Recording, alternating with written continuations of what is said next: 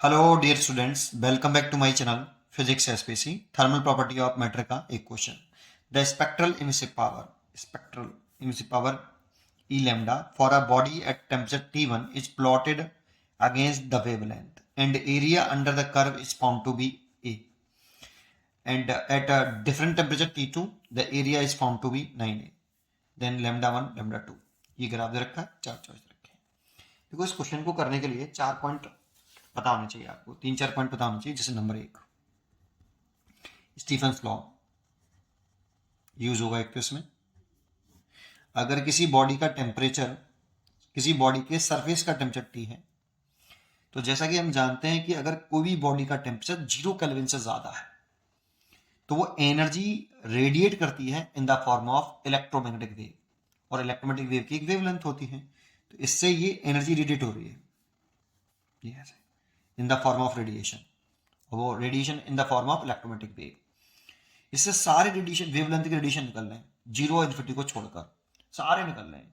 लेकिन कोई एक रेडिएशन ऐसा होगा जिसकी इंटेंसिटी ऑफ रेडिएशन सबसे ज्यादा होगी, है ना। तो स्टीफन्स लॉ अभी चर्चा करेंगे, उस वाले पॉइंट पर वापस आएंगे। अगर स्टीफन्स लॉ कहें कि अगर ये एनर्जी रेडिएट कर रहा है ड्यू टू टेम्परेचर, तो कितनी एनर्जी रेडिएट कर रहा है? तो D Q R by D T is equal to sigma E A body का टेम्परेचर, जो कि केल्विन में होना चाहिए। ठीक है, इसको हम बोल सकते हैं रेट बोल दो, या फिर हीट एनर्जी रेडिएट पर सेकेंड, और इसे हम पावर भी बोल सकते हैं बेटा, केवल पावर। और इसकी यूनिट लिख सकते हैं, देखो एनर्जी रेडिएट पर सेकेंड है ना, तो जूल पर सेकेंड लिख सकते हो या वॉट लिख सकते हो। ठीक है, अच्छा, अगर इसके 1 मीटर स्क्वायर एरिया से 1 सेकंड में ये कितनी एनर्जी रेडिएट कर रहा है, उसे बोलते हैं इमिसिव पावर, या total intensity of emitted radiation. अच्छा, अगर हम पावर को, इस एरिया को नीचे ले आए तो ले सकते हैं D Q are over D T, और एरिया को नीचे ले आए तो इसको ले सकते हैं सिग्मा ई टी की पावर 4। अब सोचो इसको क्या बोले, इसी को बोलते हैं हम इंटेंसिटी या इमिसिव पावर। कैपिटल इसे ले लेता हूं, इसे ले सकते हो आप emissive power, total emissive power, total emissive power, या इसी को बोलते हैं total intensity of emitted radiation. और इसकी यूनिट होती है आपकी, इसकी जूल पर सेकंड होगी, दैट मीन्स वॉट, और इसके एरिया की मीटर स्क्वायर, तो वॉट पर मीटर स्क्वायर। ठीक है, total intensity of emitted radiation या emissive power, total emissive power. इसको एक पॉइंट हमें ये पता होना चाहिए इसके लिए। दूसरा पॉइंट कि अगर हम ग्राफ बनाएं वेवलेंथ में एंड स्पेक्ट्रल इमिसिव पावर में, ये अलग चीज है। ई लैम्डा, इसकी वैल्यू होती है D E over D lambda, spectral emissive power.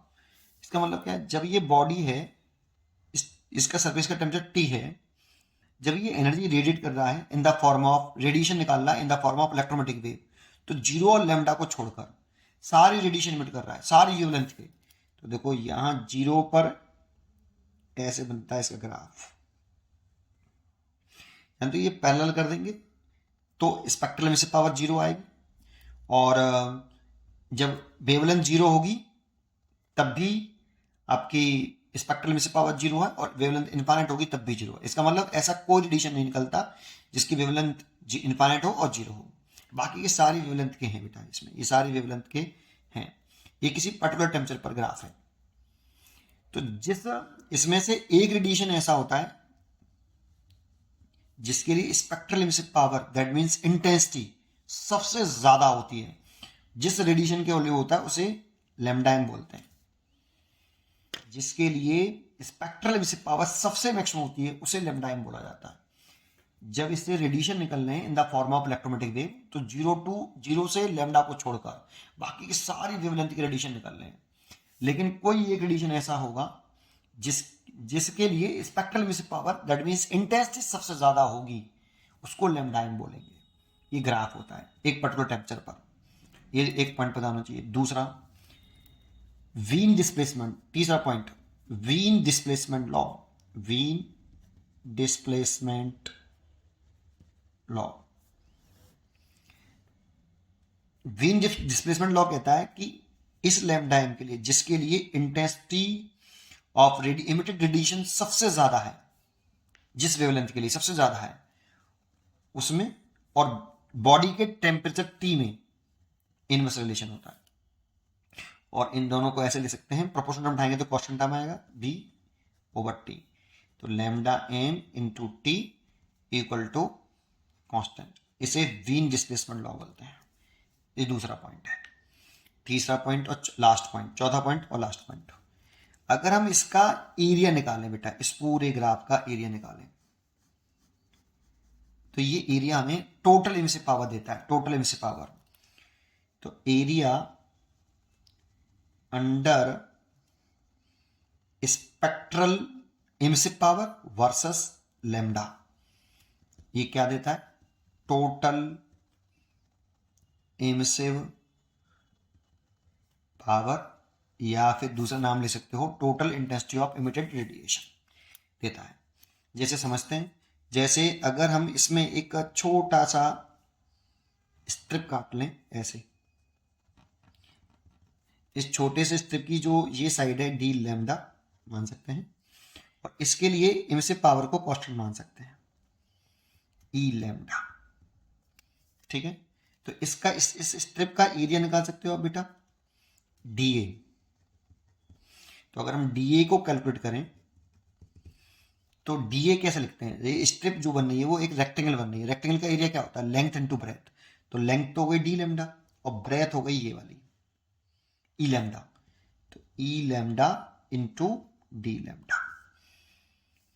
अगर हम इसका इंटीग्रेशन कर दें बोथ साइड का तो टोटल एरिया निकल आएगा बेटा। ऐसे जब भी किसी ऑब्जेक्ट को छोटे छोटे पार्ट में, इनफाइनाइट पार्ट में तोड़ना पड़े, तो देखो इसको अगर हमें इसका टोटल एरिया निकालना तो छोटे छोटे पार्ट में तोड़ना पड़ेगा, क्योंकि तभी हम स्पेक्ट्रल एमिसिव पावर को कांस्टेंट मान सकते हैं।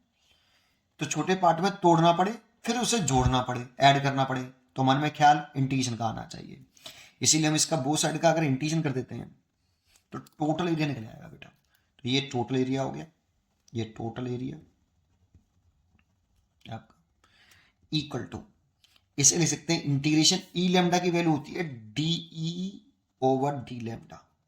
This is a spectral emissive power D upon D lambda into D lambda. ये ई लैम्डा की वैल्यू पुट करी है मैंने, ये वाली ई लैम्डा की value D by D lambda, ये कट गया बराबर इंटीग्रेशन डी, और डी का इंटीग्रेशन करेंगे तो टोटल एमिसिव पावर आ जाएगी। तो total area total emissive power हमें देता है। ये तीसरा पॉइंट, चौथा पॉइंट हो गया। ये सारे पॉइंट आपको पता होंगे तब जाके ये क्वेश्चन सॉल्व होगा। चलो शुरू करते हैं इस क्वेश्चन को, है ना। हाँ, तो सबसे पहला पॉइंट इसमें क्या लगाएं? सबसे पहले हम T1 टेम्परेचर के लिए स्टीफन्स लॉ लगा लेते हैं, और स्टीफन्स लॉ लगा के इसमें ये निकाल लेते हैं emissive power, total intensity of emitted radiation निकाल लेते हैं, या एमिसिव पावर निकाल लेते हैं, टोटल एमिसिव पावर, है ना। E1 मान लेता हूं इसको, दी रखी तो नहीं है, नहीं, हाँ E1 total emissive power, E1 निकाल मान लेते हैं। E1 इज इक्वल टू कितना फॉर्मूला है? सिग्मा स्टीफन कांस्टेंट, इमिसिविटी और टेम्परेचर कितना? T1 की पावर 4। ये फर्स्ट बॉडी के लिए हो गया। और T2 के लिए लिख लें, जब टेम्परेचर T2 कर दिया उसी बॉडी का, तो emissive power E2 temperature change कर दिया है, तो सिग्मा E T2 की पावर 4। ये फर्स्ट और ये सेकंड, दोनों का रेशियो निकाल लें। E1 upon E2 is equal to, दोनों का रेशियो निकालेंगे तो ये कट जाएगा, T1 अपॉन T2 की पावर 4। एक बात तो पॉइंट समझ में आया ये। दूसरा, इसमें वीन डिस्प्लेसमेंट लॉ लगा लें। ये तो हमने स्टीफन्स लॉ से कर लिया, दूसरा इसमें वीन डिस्प्लेसमेंट लॉ लगा लें। तो देखो T1 के लिए लैम्डा 1 है और वीन डिस्प्लेसमेंट लॉ कहता है lambda m into T constant होता है। तो lambda 1 into T1 according to Wien displacement law, Wien's displacement law, lambda 1 T1 और लैम्डा 2 T2। हमसे लैम्डा 1 लैम्डा 2 का रेशियो पूछ रहा है। Lambda 1 upon lambda 2 is equal to T2 upon T1। ये आ गया देखो, लैम्डा 1 अपॉन लैम्डा 2 पूछा हमसे, देखो ये पूछा जो आ गया T2 अपॉन T1। और T2 अपॉन T1 यहाँ से लिखें तो T1 अपॉन T2 ले सकते हैं E1 अपॉन E2 की पावर कितनी, 1/4। तो T2 अपॉन T1 लिख सकते हैं E2 अपॉन E1 की पावर 1/4, उल्टा करके। भाई इसको उल्टा करोगे T2 अपॉन T1 लिखोगे तो E2 अपॉन E1 हो जाएगा। ये T2 अपॉन T1 है, ये T1 अपॉन T2 है, उल्टा करके लिख दिया।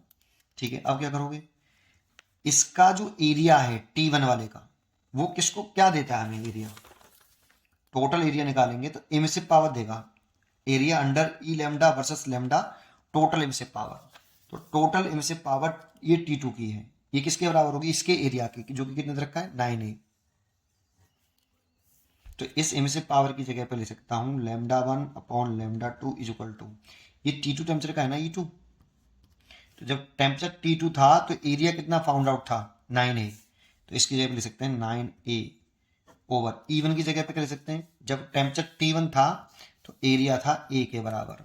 और ये ऐसा क्यों लिख रहे हैं कि जो total area under spectral emissive power and wavelength gives the total emissive power, है ना, इसीलिए इसकी जगह पे ले सकते हैं केवल a और इसकी पावर कितनी 1/4, इसे ये कट गया। 3 की पावर स्क्वायर लिख सकते हैं और उसकी पावर भी 1/4 लिख सकते हैं, ये कट गया इससे। तो 3 की पावर 1/2 हो गया, दैट मीन्स √3 हो गया। लैम्डा 1 अपॉन लैम्डा 2 की वैल्यू आ गई √3। ये इसीलिए इसका आंसर हो गया डी, चॉइस इज करेक्ट। उम्मीद करता हूं कि आपको ये क्वेश्चन जरूर समझ में आया होगा। पढ़ते रहिए और खुश रहिए। Thank you.